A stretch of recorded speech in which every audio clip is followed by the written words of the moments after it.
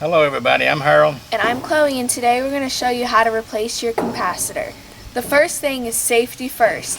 So you're going to want to go to your disconnect box and make sure the power source is completely off before you start anything. All units have a disconnect within 35 feet of it, or most of the time they're right behind it or right beside of it. You either pull out the pull out or you turn the breaker off if it's that sort. If you don't have a disconnect, then you're going to need to call a qualified electrician to come put one in for you. Because if not, you'll get the wind knocked out of you. Okay, now we take the cover off.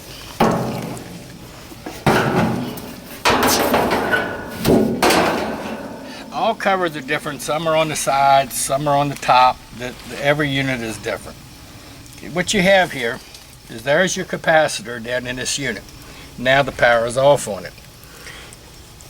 And then Chloe will tell you about a capacitor. This is what a capacitor looks like. They come in all different shapes and sizes.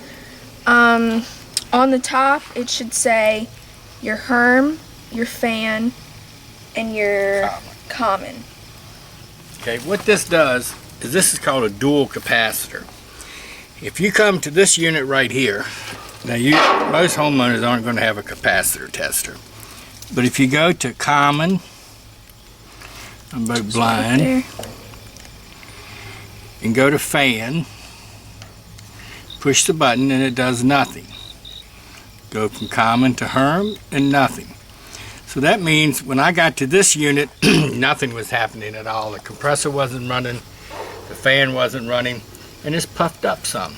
So when they're puffed up, you know they're bad.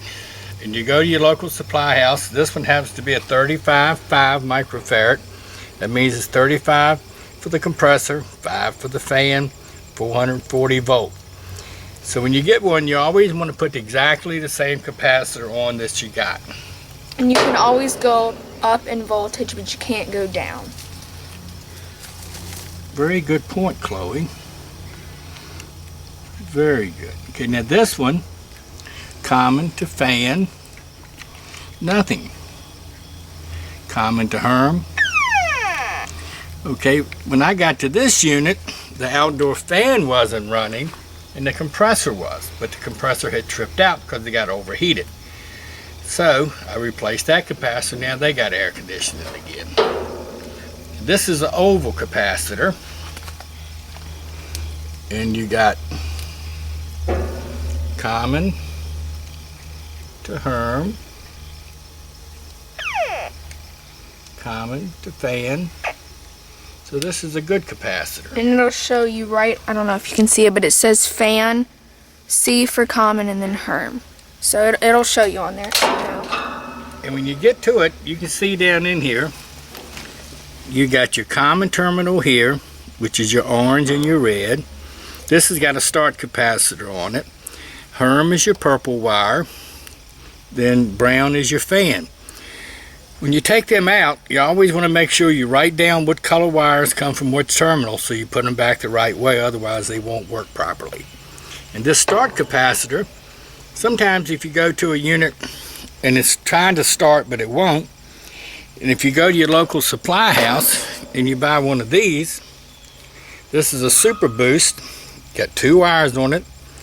You hook one to common and one to Herm alongside the other wires that are on it. And when that unit goes to pull in, this capacitor will give it a big jump. And most of the time it fixes it. I just fixed my daughter's this year with one of these. So,